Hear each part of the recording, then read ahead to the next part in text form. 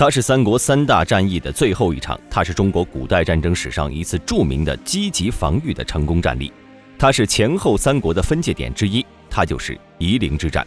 做视频不易，求观众老爷们点个赞，小编跪谢。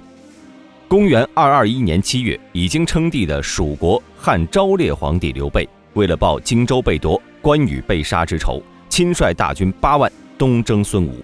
战事前期，蜀军是连战连捷，吴军不断后退，并且采取避战策略，双方前后僵持了1年之久。夏季辗转到来，刘备大军为了避暑，选择在树林中扎营，却被东吴大军突袭。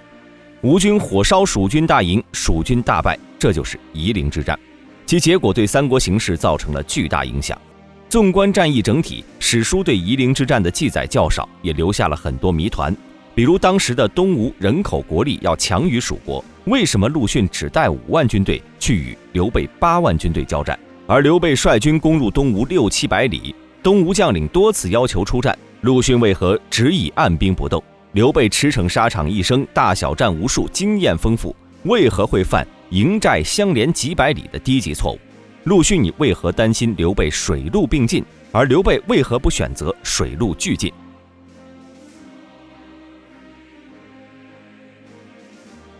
三国志》中记载，公元211年7月到222年6月的这段时间里，战局发展完全蜀军占据优势。其实在蜀国发兵前，孙权便主动派人请和，但当时正在气头上的刘备，就算是诸葛亮、赵云等重臣苦劝要忍辱负重，但是刘备却罕见的一意孤行，发誓消灭东吴。吴蜀交战不久之后，蜀国的国舅吴班等人便率军夺取了东吴陆逊、李毅等人驻守的秭归县，南方武陵郡等地的少数民族也迫于蜀军大国压境，向蜀国投降。公元222年初，刘备率军进驻秭归，吴班等人则率水军转至夷陵，在长江两岸驻军。随后刘备亲率大军进攻萧亭，使通往武陵的道路得以贯通，又命马良前往招安当地的少数民族。也就是在利益诱惑下，胡王沙摩柯率领蛮兵增援刘备。这个阶段可以看出，刘备征讨东吴的途中至少2次渡过了长江，而大军也是沿着长江两岸展开。所以说刘备的初期攻势一直是水陆并进的，只是最后水陆实力没有发挥出来而已。陆逊曾对孙权表示，最担心刘备水陆并进，但是看到蜀军在路上步步扎营之后，断定刘备指挥陆路进军，便下定决心来。陆逊之所以害怕刘备水陆并进，个人认为，如果陆逊率领东吴主力与刘备大战于荆州，吴军就会被迟滞在荆州，而刘备主力则可以顺着长江向东，在东吴都城建业附近登陆，这样即使东吴水军更强大，也没有任何作用。再者，如果吴军全力防守建业，刘备则可以选择陆地进攻。吴国州郡有许多名门望族，他们中有很多人本来就和孙家兄弟不和，将来像武陵郡那样倒戈相向，东吴的处境也会岌岌可危。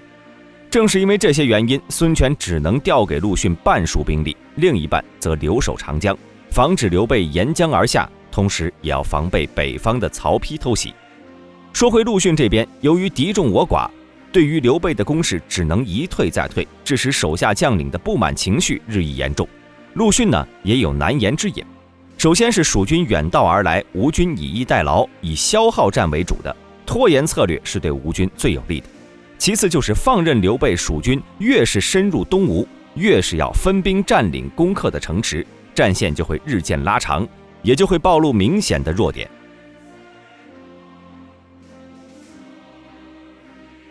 而刘备在进军夷陵之后，便开始了战略部署，从巫峡连营到夷陵，史称700里连营。但从今天来看，两地间的实际距离最多也就400里左右，夸大成分是有的。刘备命令吴班在平地扎营挑衅，企图诱使吴军与蜀军决战，但是刘备的诱敌之计都没有成功，反倒是连营致命之处被陆逊利用，随即火攻蜀军。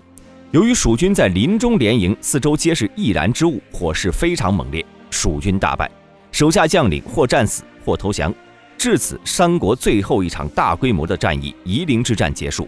与赤壁之战惊人的相似，东吴再次以火攻而取胜。刘备一生也是作战无数，久经沙场考验，从最初的率军讨伐黄巾军，后在曹操、袁绍、袁术等几大强者之间成功存活，再后来夺取荆州、西川，最后占据汉中称帝。细数三分天下的英雄中，刘备的起点是最低的，这与他优秀的军事水平是相关的。他之所以会犯连营这种低级错误，个人认为背后也是有原因的。从他在平地扎营挑衅吴军可以看出，陆逊坚守不战，刘备是想要主动露出破绽，同东吴决战。只要吴军主动出击，刘备就可以选择与吴军大战，又可以直击建业，都有了基本的判断。当然，历史上确实有时候会出现一些这样的情况，诱敌之计却变成了送人头。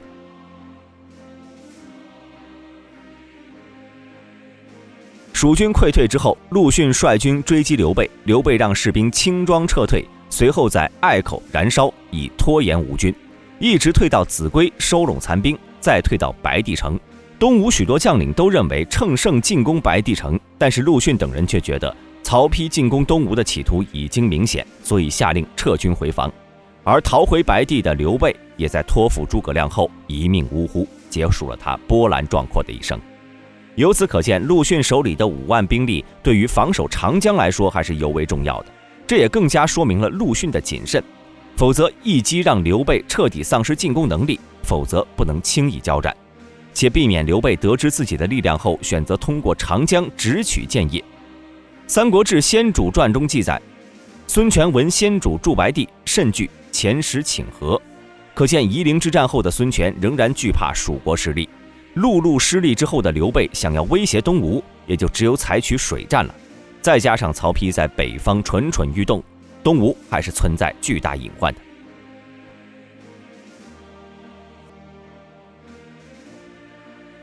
美国军事理论学家马汉曾经在《海权论》中举了一个例子，说公元前3世纪，汉尼拔亲率大军进攻罗马，但在他过西班牙翻阿尔卑斯山之后，由于路途遥远加上恶劣环境，6万大军就损失了33000人，仅仅是非战斗减员就达军力1半以上。马汉认为，如果汉尼拔启用自己停靠在西班牙海岸的舰队运输大队，就不会有如此的损失。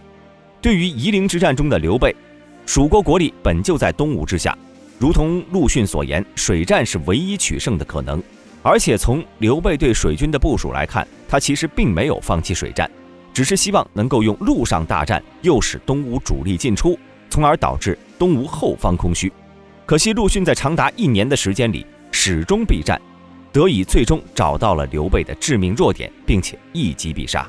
避免了陷入陆地战事的僵持。夷陵之战前，蜀国夺回了荆州，在理论上再次形成了对中原的威胁。但夷陵之战中，刘备坚持以荆州为根本的战略布局，不采用顺长江深入东吴腹地的有力计策，从而错过了最好的机会。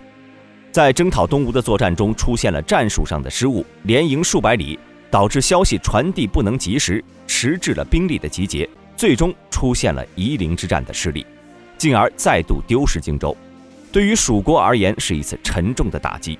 夷陵之战是三国3大战役的最后一战，此战也让夷陵这个小地方名垂后世1000多年。